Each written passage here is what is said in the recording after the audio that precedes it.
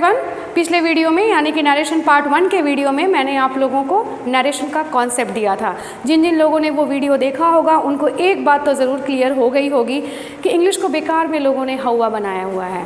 वास्तव में इंग्लिश जो है ना वो बहुत ही आसान है। जी हाँ, इंग्लिश बहुत बहुत बहुत आसान है, बशर्ते कि उसको तोड़ तोड़ के समझाने वाला होना चाहिए। तो चलिए आज फिर हम लोग वैसे ही तोड़ तोड़ कर समझते हैं इंग्लिश को। एक चीज़ मैं आप लोगों को यहाँ बताना चाहूँगी कि वैसे स्टूडेंट्स जो कॉम्पिटिटिव एग्जाम्स के लिए जा रहे हैं उनके नरेशन एक बहुत इंपॉर्टेंट टॉपिक है। खास करके एसएससी के स्टूडेंट्स के लिए तो बहुत ज़्यादा इंपॉर्टेंट है, क्योंकि इससे पीटी में क्वेश्चंस तो आते ही आते हैं। मेंस के एग्ज़ाम में ये 25 to 27 नंबर का क्वेश्चंस कवर करता है। जी हाँ, 25 to 27 नंबर्स का क्वेश्चन। तो ध्यान से पढ़िएगा। जिन जिन लोगों ने मेरा पार्ट 1 नहीं देखा है वीडियो, उनके लिए मैं डिस्क्रिप्शन बॉक्स में लिंक दे रही हूँ। आप वहाँ पे पहले पार्ट 1 देखिए और उसके बाद पार्ट 2 का वीडियो देखिए। ठीक है, तो चलिए शुरू करते हैं। आज के इस वीडियो में हम लोग जानेंगे rules to change direct speech into indirect speech, यानी कि डायरेक्ट सेंटेंस को हम लोग इनडायरेक्ट सेंटेंस में कैसे कन्वर्ट करते हैं। ध्यान दीजिएगा, एक सेंटेंस मैं लिख रही हूँ।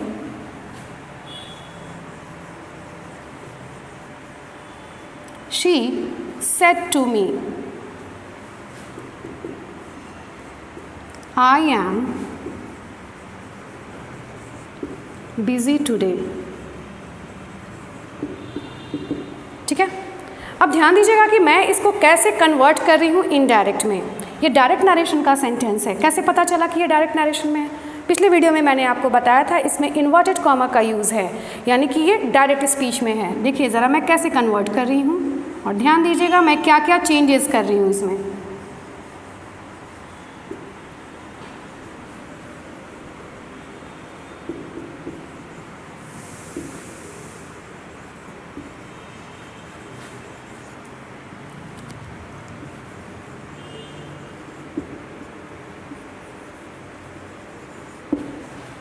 क्या क्या चेंजेस मैंने इसमें किए हैं ज़रा ध्यान दीजिएगा।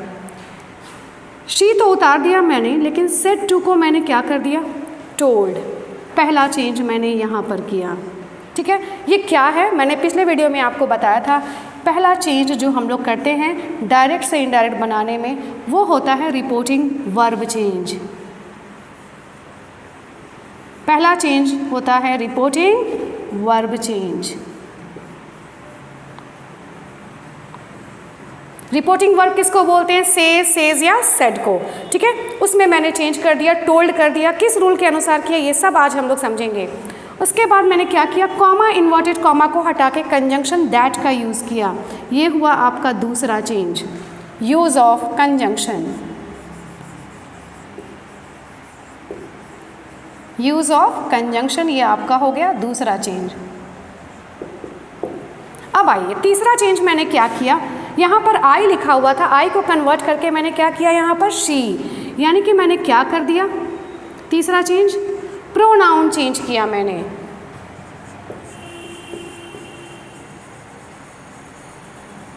Pronoun change.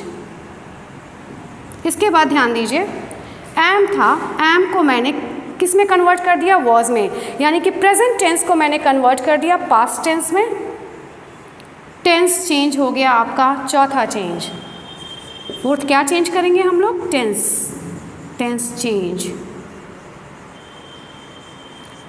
और फाइनली क्या किया मैंने? टुडे को किस में कन्वर्ट कर दिया? दैट डे में। टुडे क्या है? पार्ट्स ऑफ स्पीच में एडवर्ब है, यानी कि टुडे को दैट डे में कर दिया। किस रूल के अनुसार किया वो सब हम लोग देखेंगे। Adverb change. तो बताइए तो मुझे, डायरेक्ट स्पीच से इनडायरेक्ट स्पीच में कन्वर्ट करने के लिए कितने तरह के चेंजेस करने पड़ते हैं? तो आप क्या कहेंगे? मैम 5 तरह के चेंजेस करने पड़ते हैं।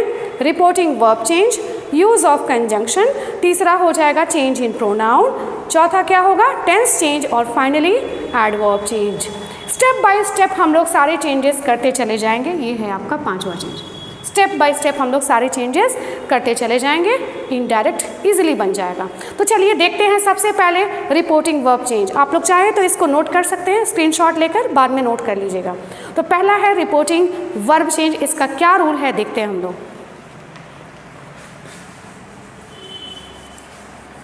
रिपोर्टिंग वर्ब जैसा कि मैंने आपको थोड़ी देर पहले बताया, से, सेज और सेड को क्या कहते हैं हम लोग? इनको कहते हैं रिपोर्टिंग वर्ब। इनका क्या रूल है चेंज करने का? ध्यान दीजिएगा, या तो रहेगा से टू,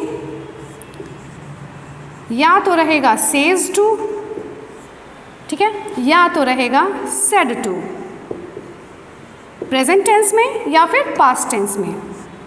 अगर ये टू के साथ रहेंगे, टू के साथ रहेंगे तभी ये चेंज होंगे टेल में, टेल्स में या फिर टोल्ड में। से टू रहेगा तो टेल में बदलेगा, सेज टू रहेगा तो टेल्स में बदलेगा और सेड टू रहेगा तो टोल्ड में बदलेगा। आसान तरीका है इसको याद रखने का। अगर इसके साथ टी वाला जुड़ा हुआ है तभी इसको टी वाले में कन्वर्ट करेंगे, टू लगा हुआ है तभी इसको हम लोग टोल्ड में बदलेंगे। क्या कहने का मतलब है मेरा? तभी बदलेंगे मतलब अगर इनके साथ टू ना रहे तो रिपोर्टिंग वर्ब में चेंज नहीं करते हैं। यानी सिंपली रहे से बिना टू के, सिंपली रहे सेज बिना टू के, केवल दिया रहे सेड बिना टू के, तो इनको हम लोग चेंज नहीं करेंगे। यही रूल है रिपोर्टिंग वर्ब चेंज करने का। ज़रा यहाँ ध्यान दीजिए, सेड के साथ टू था ना, इसीलिए मैंने इसको टी है यहाँ पर तो टी टोल्ड में बदल दिया। अगर ये रहता, ध्यान दीजिएगा, शी सेड टू मी नहीं रहता तो चेंज करते क्या? नहीं करते। क्यों नहीं करते? क्योंकि मैम यहाँ पर टू आपने कहा नहीं है, टू रहेगा तभी टोल्ड में बदलेंगे। क्लियर? तो रिपोर्टिंग वर्ब चेंज कब करेंगे? जब इनके साथ टू लगा रहेगा तब। एक चीज़ ज़रा ध्यान दीजिएगा, इससे एग्ज़ाम में कॉमन एरर का क्वेश्चन कैसे आता है। कॉमन एरर का क्वेश्चन एग्ज़ाम में क्या देगा? टेल, टेल्स या टोल्ड के साथ टू लगा के देता है कॉमन एरर के क्वेश्चन में। जैसे शी टोल्ड टू मी, गलत है। टू इनके साथ लगा है क्या? टू को तो मैंने कन्वर्ट कर दिया है ना। तो टेल, टेल्स और टोल्ड के साथ कभी भी टू का यूज़ नहीं होता है, इसको आप हमेशा याद रखिएगा। क्लियर है? चलिए, तो रिपोर्टिंग वर्ब चेंज का यही रूल है। बढ़ते हैं आगे हम लोग।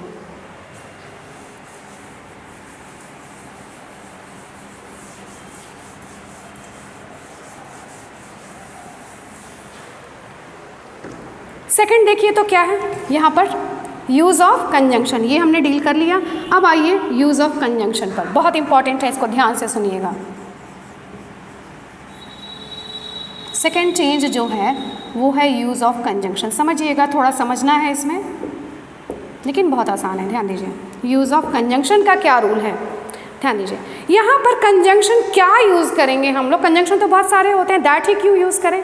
हम यहाँ पर क्या यूज़ करेंगे ये कौन बताएगा? ये बताएगा आपका रिपोर्टेड स्पीच, यानी इन्वर्टेड कॉमा के अंदर का पार्ट बताएगा कि आप कंजंक्शन क्या यूज़ करेंगे। मतलब कहने का कि आपको कंजंक्शन यूज़ करने से पहले देखना होगा कि रिपोर्टेड स्पीच कैसा सेंटेंस है। क्या देखना होगा? कि रिपोर्टेड स्पीच कैसा सेंटेंस है। तो चलिए देखते हैं कैसा कैसा सेंटेंस हो सकता है रिपोर्टेड स्पीच। ध्यान दीजिएगा, रिपोर्टेड स्पीच आपका यानी इन्वर्टेड कॉमा के अंदर का पार्ट एक असर्टिव सेंटेंस हो सकता है। दूसरा, सबको समझाऊंगी अभी मैं, दूसरा वो इम्पेरेटिव सेंटेंस भी हो सकता है।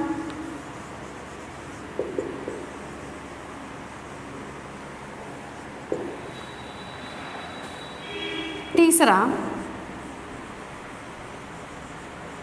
इंट्रोगेटिव सेंटेंस भी हो सकता है।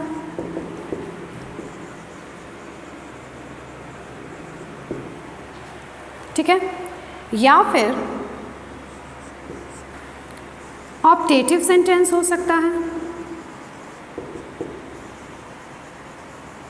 या फिर फाइनली वो आपका एक्सक्लामेटरी सेंटेंस भी हो सकता है।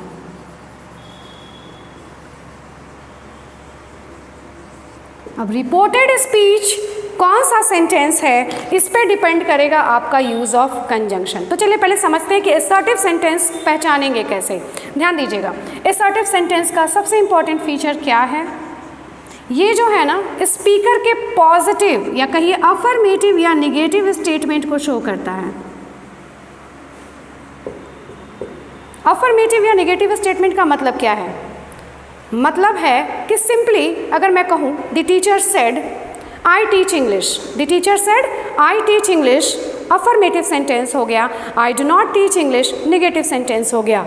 इनकी शुरुआत ध्यान दीजिएगा सब्जेक्ट से होती है, उसके बाद आता है वर्ब, उसके बाद ही कुछ आएगा। ठीक है, ऐसे भी तो सेंटेंसेस होते हैं जिनकी शुरुआत सब्जेक्ट से ना हो, वो क्या कहलाते हैं? इंट्रोगेटिव। जिनकी शुरुआत V1 से हो वो क्या कहलाएंगे? इम्पेरेटिव। समझ रहे हैं बात को? लेकिन ये सेंटेंसेस जो होंगे असर्टिव, इनकी शुरुआत होगी सब्जेक्ट से ही, उनका स्ट्रक्चर ऐसा ही होगा और उनका एंड होगा फुल स्टॉप से। किससे? फुल स्टॉप से। अब पहचान जाएंगे ना सेंटेंस को कि असर्टिव है। अगर सेंटेंस असर्टिव है तो कंजंक्शन के रूप में हम लोग क्या यूज़ करते हैं? ध्यान दीजिएगा, दैट। कंजंक्शन के रूप में हम लोग क्या यूज़ करेंगे? दैट। क्लियर है? अगर रिपोर्टेड स्पीच असर्टिव सेंटेंस है तो हम लोग कंजंक्शन के रूप में दैट का यूज़ करेंगे। इम्पेरेटिव सेंटेंस क्या होता है? इम्पेरेटिव सेंटेंसेस ऐसे सेंटेंसेस होते हैं जो V1 से शुरू होते हैं। किससे? V1 से शुरू होंगे या फिर प्लीज़, काइंडली, डोंट या नेवर के साथ V1 का यूज़ होगा। ठीक है, अब ज़रा ध्यान दीजिएगा, अगर V1 से शुरू है सेंटेंस तो क्या क्या हो सकता है? The man said, inverted comma के अंदर का पार्ट अब बोल रही हूँ, bring a glass of water. Inverted comma के अंदर का पार्ट किससे शुरू है? ज़रा ध्यान दीजिए, क्या वो सब्जेक्ट से शुरू है? नहीं है। क्या वो V1 से शुरू है? फिर से मैं बोल रही हूँ, bring a glass of water, help the poor, किससे शुरू है? हेल्प से। किससे शुरू है? ब्रिंग से। ये सब क्या है? वर्ब का पहला फॉर्म से शुरू है, यानी bring a glass of water आपको बता रहा है order. Help the poor, my mother said help the poor, तो ये क्या है? ऑर्डर दे रही है मेरी माँ? नहीं, हेल्प दी पुअर नहीं, वो एडवाइस दे रही हैं। The doctor said take this medicine regularly, doctor आपको ऑर्डर देता है? बिल्कुल नहीं, वो आपको एडवाइस दे रहा है। ठीक है, तो ऑर्डर या एडवाइस V1 से शुरू। प्लीज़ या काइंडली के साथ अगर V1 रहेगा तो वो क्या शो करेगा? Please sit here, please help me, ये क्या है? रिक्वेस्ट। या काइंडली हेल्प मी, ये क्या शो करेगा? रिक्वेस्ट। ध्यान दीजिएगा, इम्पेरेटिव सेंटेंसेस क्या क्या शो करते हैं? तो एक तो हो गया ऑर्डर, दूसरा एडवाइस, तीसरा रिक्वेस्ट। डोंट या नेवर के साथ भी तो V1 हो सकता है। He said don't touch the wire, never touch the wire. Never या डोंट के साथ टच लगा हुआ है V1, यानी डोंट टच दी वायर आप क्या कर रहे हैं? किसी को प्रोहिबिट कर रहे हैं, किसी को मना कर रहे हैं, ये दर्शा रहा है प्रोहिबिशन। ये दर्शा रहा है प्रोहिबिशन। यानी कहने का मतलब है कि इम्पेरेटिव सेंटेंसेस ऐसे सेंटेंसेस होते हैं जो कि V1 से शुरू होते हैं और ये क्या बताते हैं? या तो ऑर्डर, या तो एडवाइस, या तो रिक्वेस्ट, या तो प्रोहिबिशन, प्रपोजल भी बताता है, लेकिन अभी हम लोग इतना ही देखेंगे। ठीक है, तो इम्पेरेटिव सेंटेंसेस पहचान लेंगे अब इन्वर्टेड कॉमा के अंदर का पार्ट अगर इनसे शुरू है तो ऐसे केस में ज़रा ध्यान दीजिएगा, एग्ज़ाम में भी ध्यान दीजिएगा, डैट नहीं यूज़ करते हैं कंजंक्शन के रूप में। क्या यूज़ करते हैं? टू का यूज़ करते हैं। दैट का यूज़ हम लोग नहीं करेंगे। क्या करेंगे? कंजंक्शन के रूप में हम लोग टू का यूज़ करेंगे। क्लियर? अब आइए यहाँ पे इंट्रोगेटिव सेंटेंस तो आपको पता चल जाएगा। कैसे कैसे बनाते हैं हम लोग इंट्रोगेटिव सेंटेंस? दो तरीके से। एक तो आप इसको बना सकते हैं, ध्यान दीजिए, WH वर्ड से शुरू करके। ठीक है, the teacher said, where were you, where were you मतलब तुम कहाँ थे। The teacher said, what is your name. She said, how are you, किससे शुरू है? हाउ आर यू, H से। ठीक है, तो एक क्वेश्चन तो WH वर्ड से शुरू करके बना सकते हैं और दूसरा यस या नो रिप्लाई वाले क्वेश्चंस हो सकते हैं जिनका रिप्लाई आप यस या नो में ही दे पाएंगे। यस या नो में, जैसे अगर मैं कहूँ व्हाट इज़ योर नेम तो क्या कहोगे? यस, यस नहीं, अपना नाम बताएंगे ना आप। व्हाट इज़ योर नेम, आप यस नो में रिप्लाई नहीं दे सकते हैं, इसका यस नो अलग है। ठीक है, हाउ आर यू, यस बिल्कुल नहीं, उसका जवाब आप कुछ देंगे, आई एम फाइन, ठीक है। नो, यस नो क्या होता है, ध्यान दीजिएगा। Are you coming today, yes या फिर नो में जवाब दे सकते हैं कि नहीं। आर यू कमिंग टुडे, आप आज आ रहे हैं, हाँ या ना, ठीक है। Will you do this work, yes या नो में इसका जवाब आप दे सकते हैं। Can you do this, yes या नो में दे सकते हैं जवाब। मे आई कम इन, यस या नो में जवाब दे सकते हैं। तो ये किन से शुरू हो रहे हैं, ये तो WH वर्ड से थे। यस नो का रिप्लाई जिनका दे सकते हैं आप यस नो में, वो किन से शुरू हो रहे हैं। Are you coming, auxiliary verb. May I come in, auxiliary verb. Will you do this, auxiliary verb से शुरू हो रहा है। विल मॉडल ऑक्सिलरी है ना। Can I sit here, auxiliary verb, या may I sit here, auxiliary verb से शुरू हो रहे हैं ये। यानी कह सकते हैं ना इनको हम लोग कि ये ऑक्सिलरी वर्ब से शुरू होते हैं और ये WH वर्ड से। तो इंट्रोगेटिव सेंटेंस आप दो तरीके से बना सकते हैं, WH वर्ड वाला भी यहाँ हो सकता है और या फिर ऑक्सिलरी वर्ब से भी शुरू सेंटेंस हो सकता है। तो आइए देखते हैं, अगर ये WH वर्ड से शुरू है रिपोर्टेड स्पीच, तो कंजंक्शन के रूप में क्या यूज़ करेंगे। ध्यान दीजिएगा, कुछ नहीं, same to same WH word को हम लोग कॉपी कर देते हैं। क्या करते हैं, WH वर्ड को हम लोग कॉपी कर देंगे। She said to me, what is your name? तो she asked me, comma inverted comma हटा के what था ना वहाँ पर, कॉमा इन्वर्टेड कॉमा को हटा के what को हम लोग उतार देंगे।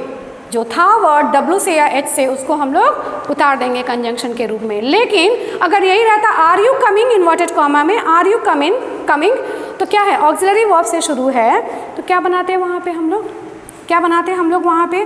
तो ध्यान दीजिएगा, वहाँ पे हम लोग उसको करते इफ या वेदर। कंजंक्शन के रूप में हम लोग वहाँ पर क्या यूज़ करेंगे, अगर ऑक्सिलरी वर्ब से शुरू क्वेश्चन है तो कंजंक्शन के रूप में हम लोग इफ़ या वेदर का यूज़ करते हैं। कहाँ कौन सा यूज़ करेंगे ये मैं आपको आगे बताऊंगी। इफ़ वेदर में भी डिफरेंस है, ये मैं आपको अगले वीडियो में बताऊंगी। क्लियर कि कंजंक्शन क्या यूज़ करेंगे इंट्रोगेटिव सेंटेंस में। WH वर्ड से है तो WH वर्ड रख देंगे कंजंक्शन के रूप में, और अगर ऑक्सिलरी वर्ब से शुरू इंट्रोगेटिव सेंटेंस है तो क्या लगाएंगे, बोलिए, इफ़ या वेदर। Very good. चलिए आइए, वो सेंटेंस हो सकता है इन्वर्टेड कॉमा के अंदर ऑप्टेटिव सेंटेंस। तो अब ये क्या होता है, ऑप्टेटिव का मतलब होता है इच्छा सूचक, यानी इच्छा बताई जाएगी इसमें, जैसे ब्लेसिंग, कर्स, विश या प्रेयर को शो करेगा। रिपोर्टेड स्पीच देखते ही आपको पता चल जाएगा। The old lady said, inverted comma के अंदर का पार्ट अब बोल रही हूँ, may God bless you. May God bless you क्या कर रही है, वो ब्लेसिंग दे रही है, ठीक है। अगर कहा जाए the villagers said long live the king, यानी विलेजर्स क्या कर रहे हैं, विलेजर्स क्या कर रहे हैं, लॉन्ग लिव द किंग का मतलब है वो लोग भगवान से क्या कर रहे हैं, प्रेयर कर रहे हैं, भगवान से वो लोग प्रेयर कर रहे हैं। क्लियर है। चलिए बढ़ते हैं आगे हम लोग। तो अगर ऑप्टेटिव सेंटेंस है, रिपोर्टेड स्पीच ऑप्टेटिव सेंटेंस है, ब्लेसिंग, कर्स, विश या प्रेयर को दर्शा रहा है, तो हम लोग यहाँ पर कंजंक्शन के रूप में कॉमा इन्वर्टेड कॉमा को हटा के, कॉमा इन्वर्टेड कॉमा को हटा के दैट का यूज़ करेंगे। किसका यूज़ करेंगे, दैट का यूज़ करेंगे। क्लियर। चलिए आइए, हो सकता है कि वो एक्सक्लामेटरी सेंटेंस हो। एक्सक्लामेटरी सेंटेंसेस क्या होते हैं, एक्सक्लामेटरी सेंटेंसेस हमारी मेंटल फीलिंग्स को दर्शाते हैं, यानी कहने का मतलब क्या है, हमारी मानसिक भावनाओं को दर्शाते हैं, वो हमारी मानसिक भावनाओं को। जैसे मैंने वर्ड यूज़ किया हिप हिप हुर्रे, ठीक है, we have won the match, आगे बोला मैंने we have won the match. Hip hip hurray क्या बता रहा है, क्या बता रहा है ये, कि मैं खुश हूँ। क्या बता रहा है, खुशी को दर्शा रहा है, मानसिक भावना को दर्शा रहा है। ओह आई मिस्ड दी चांस, दुख हो रहा है, ये दुख को बता रहा है। Bravo you have done well, Bravo क्या बता रहा है, प्रशंसा कर रही हूँ मैं, प्रशंसा, यानी ये किसको बता रहा है, प्रशंसा को बता रहा है। यानी कहने का मतलब है ये एक्सक्लामेटरी सेंटेंसेस हैं जो कि हमारी मानसिक भावनाओं को व्यक्त करते हैं। इनमें एक्सक्लामेशन मार्क होता है, क्या होता है इनमें, इनमें एक्सक्लामेशन मार्क का हम लोग यूज़ करते हैं। ध्यान दीजिएगा, अगर रिपोर्टेड स्पीच एक्सक्लामेटरी सेंटेंस है तो हम लोग कंजंक्शन के रूप में दैट का यूज़ करेंगे। क्या यूज़ करेंगे कंजंक्शन के रूप में? दैट का यूज़ करेंगे। ठीक है, तो चलिए एक बार यहाँ पे ध्यान दीजिए फिर से, यहाँ ध्यान दीजिए। असर्टिव सेंटेंस में भी दैट का यूज़ करते हैं, इम्पेरेटिव सेंटेंस में टू का यूज़ करते हैं, इंट्रोगेटिव में मैंने बताया WH वर्ड से शुरू है तो WH वर्ड उतार देंगे, ऑक्सिलरी वर्ब से शुरू है तो इफ़ या वेदर। ऑप्टेटिव सेंटेंस में हम लोग क्या यूज़ करेंगे? दैट। और एक्सक्लामेटरी सेंटेंस में भी दैट। यानी दैट का यूज़ हम लोग कहाँ कहाँ करेंगे? असर्टिव में, ध्यान दीजिएगा, ऑप्टेटिव में, फाइनली एक्सक्लामेटरी में। यानी दैट का यूज़ करेंगे, कहाँ नहीं करेंगे ये आपको ध्यान रखना है। इम्पेरेटिव सेंटेंस अगर होगा V1 से शुरू होगा इन्वर्टेड कॉमा के अंदर का पार्ट तो टू यूज़ कीजिएगा, और अगर वो क्वेश्चन होगा कोई तो आप ये रूल अप्लाई कीजिएगा। आप चाहे तो इसको स्क्रीनशॉट लेके आप इसको नोट कर सकते हैं। ठीक है, तो बढ़ते हैं आगे हम लोग।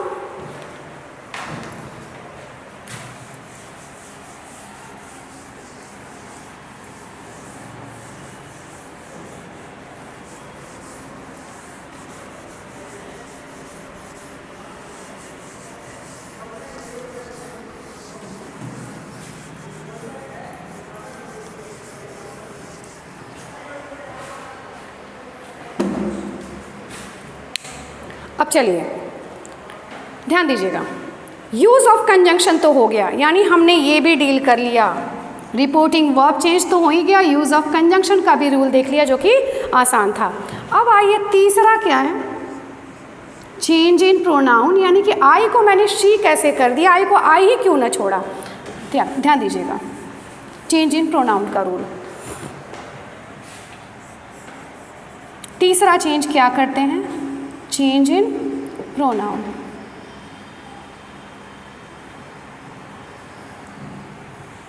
क्या रूल है इसका? प्रोनाउन चेंज का रूल। सबसे पहला स्टेप है कि आप रिपोर्टिंग वर्ब पार्ट में, किसमें? रिपोर्टिंग वर्ब पार्ट क्या होता है? जो इन्वर्टेड कॉमा के बाहर होता है, जो भी पार्ट इन्वर्टेड कॉमा के बाहर वो रिपोर्टिंग वर्ब पार्ट, ठीक है, और जो इन्वर्टेड कॉमा के अंदर उसको बोलते हैं रिपोर्टेड स्पीच।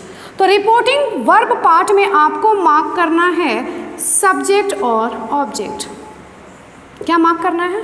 सब्जेक्ट और ऑब्जेक्ट। रिपोर्टेड स्पीच में आपको इन्वर्टेड कॉमा के अंदर आपको जहाँ जहाँ जो पर्सन मिले, फर्स्ट पर्सन मिले तो फर्स्ट पर्सन, सेकंड पर्सन भी अगर मिले तो उसको भी मार्क कीजिएगा, थर्ड पर्सन भी मिले तो उसको भी मार्क कीजिएगा। समझ में आ रही है मेरी बात? ठीक है, तो इसको देखिए। अगर अच्छा चेंज कहाँ करेंगे प्रोनाउन को? ध्यान दीजिएगा, प्रोनाउन, टेंस और एडवर्ब हम लोग रिपोर्टेड स्पीच का चेंज करते हैं। प्रोनाउन, टेंस और एडवर्ब हम लोग रिपोर्टेड स्पीच का चेंज करते हैं, जबकि रिपोर्टिंग वर्ब और यूज़ ऑफ कंजंक्शन बाहर में हम लोग करते हैं। ठीक है, तो पहले रिपोर्टेड स्पीच में हमें देखना होगा कि अगर फर्स्ट पर्सन है, रिपोर्टेड स्पीच में फर्स्ट पर्सन है तो सब्जेक्ट के अनुसार प्रोनाउन होगा। किसके सब्जेक्ट के अनुसार? रिपोर्टिंग वर्ब पार्ट के सब्जेक्ट के अनुसार। अगर सेकंड पर्सन है तो ऑब्जेक्ट के अनुसार प्रोनाउन। रिपोर्टेड स्पीच में अगर सेकंड पर्सन है तो ऑब्जेक्ट के अनुसार इसको चेंज कर देंगे। अगर थर्ड पर्सन है तो इसमें कोई चेंज नहीं करते हैं, उसको वैसे का वैसे ही हम लोग उतार देते हैं। समझ में आई बात? इसी को लोग कहते हैं, ध्यान दीजिए, SON 1 2 3 रूल। सबका फर्स्ट लेटर ले लूँगी मैं, SON 1 2 3। यानी कि अगर आपको दिख रहा है फर्स्ट पर्सन रिपोर्टेड स्पीच में तो उसको बदल के क्या करेंगे? सब्जेक्ट के अनुसार। सेकंड पर्सन दिख रहा है तो क्या करेंगे? चेंज प्रोनाउन ऑब्जेक्ट के अनुसार। रिपोर्टेड स्पीच में अगर थर्ड पर्सन दिख रहा है तो क्या करेंगे हम लोग? No change in pronoun. यहाँ देखिए तो आई को शी क्यों किया? पहला स्टेप क्या था? सब्जेक्ट और ऑब्जेक्ट मार्क कर दिया रिपोर्टिंग वर्ब पार्ट में, रिपोर्टिंग वर्ब वाले पार्ट में। रिपोर्टेड स्पीच में फर्स्ट पर्सन, सेकंड पर्सन है क्या? कहीं नहीं है। थर्ड पर्सन है क्या? नहीं है, केवल फर्स्ट पर्सन है, तो फर्स्ट पर्सन को मार्क कर दिया। अब चेंज करते हैं, ध्यान दीजिएगा। फर्स्ट पर्सन किसके अनुसार होना चाहिए? देखिए तो फर्स्ट पर्सन कहेंगे मैम सब्जेक्ट के अनुसार। सब्जेक्ट में शी है तो आई किसके अनुसार चेंज होगा? शी के अनुसार प्रोनाउन रख दिया शी। अगर किसी लड़की का नाम भी होता है यहाँ, लड़की का नाम, गर्ल का नाम, वुमेन का नाम, तो भी हम लोग शी करते प्रोनाउन। समझ में आई बात? ठीक है, कुछ और एग्जाम्पल्स मैं आपको यहाँ दे रही हूँ और क्लियर हो जाएगा।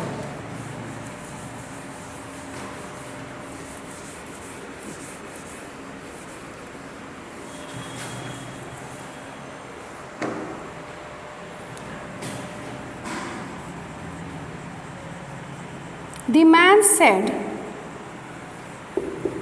I am honest. I am honest. एक सेंटेंस, ध्यान दीजिएगा इन सारे सेंटेंसेस पे। अभी तो टेंस नहीं बताया तो इसको करती हूँ the man says, ठीक है। The man says to me, दूसरा सेंटेंस ध्यान दीजिएगा, says to me, you are honest.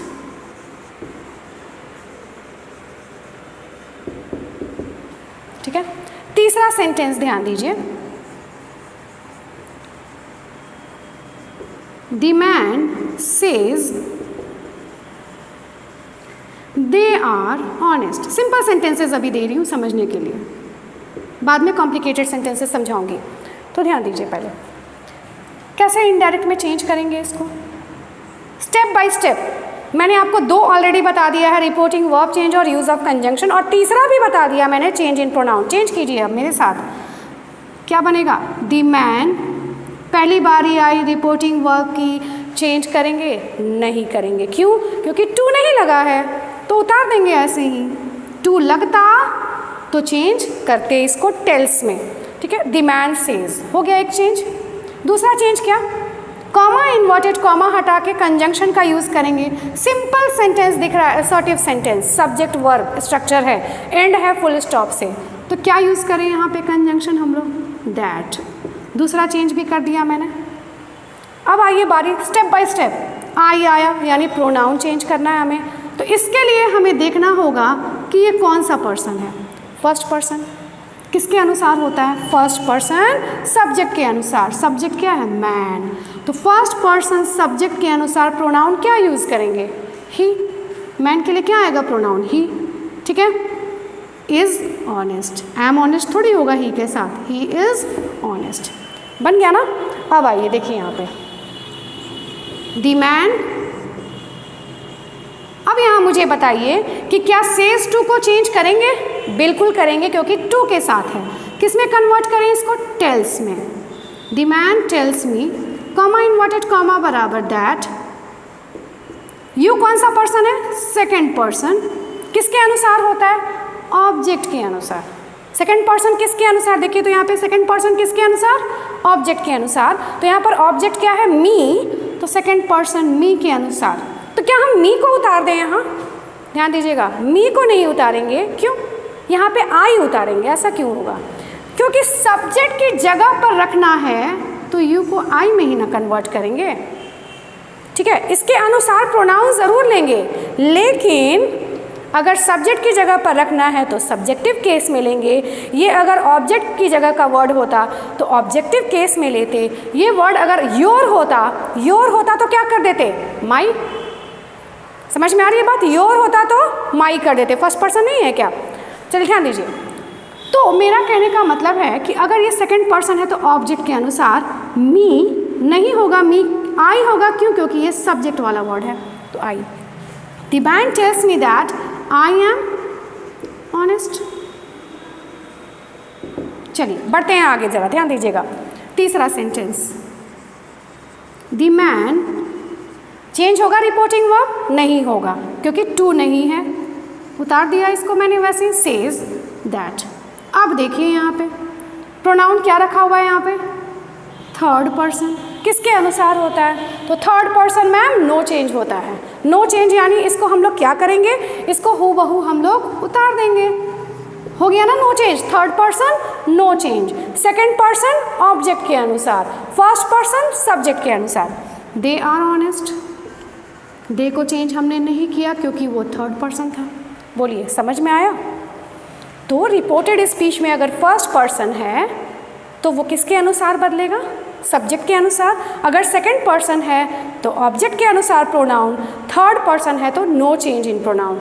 ज़रा ध्यान दीजिएगा, एक क्वेश्चन मैं दे रही हूँ एग्जाम का, very very important question, very very important question, ध्यान दीजिएगा। अगर वो समझ गए प्रोनाउन चेंज का rule complete.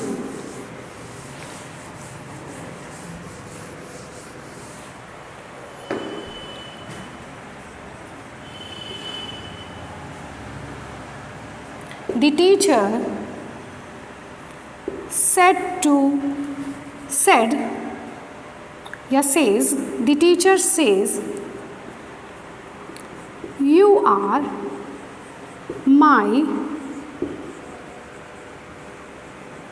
favorite student. You are my favorite student. ठीक है, the teacher says you are my favourite student. चलिए इसको बदलते हैं हम लोग इनडायरेक्ट में। द टीचर सेज चेंज नहीं होगा क्योंकि इसके साथ टू नहीं है, रिपोर्टिंग वर्ब हो गया, उतर गया same to same. Comma inverted comma को उतार के दैट करेंगे क्योंकि ये असर्टिव सेंटेंस है आगे, है ना। अब आइए बारी किसकी है, प्रोनाउन चेंज की। इसके बाद इसका काम, इसके बाद इसका काम, प्रोनाउन चेंज।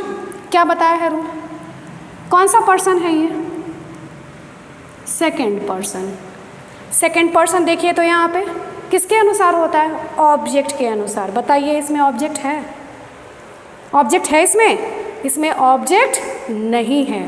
तो इसमें ऑब्जेक्ट अगर नहीं है तब क्या करेंगे, प्रॉब्लम तो यहाँ आई ना। ध्यान दीजिएगा, बहुत सारे बच्चे कहते हैं यू को यू छोड़ देंगे, ऑप्शन में यू का यू दिया रहेगा, लेकिन एक चीज़ हमेशा माइंड में बैठाइए कि सेकंड पर्सन को सेकंड पर्सन कभी नहीं छोड़ेंगे। सेकंड पर्सन को फर्स्ट पर्सन या थर्ड पर्सन में हम चेंज कर सकते हैं, कब, हमेशा नहीं। कब सेकंड पर्सन को फर्स्ट पर्सन या थर्ड पर्सन में कन्वर्ट करेंगे, जब ऑब्जेक्ट न दिया हो, जब ऑब्जेक्ट नहीं दिया हो। ऑब्जेक्ट दिया है तो ऑब्जेक्ट के अनुसार, अगर ऑब्जेक्ट इसके लिए नहीं है तो हम इस सेकंड पर्सन को फर्स्ट पर्सन या थर्ड पर्सन में बदलेंगे।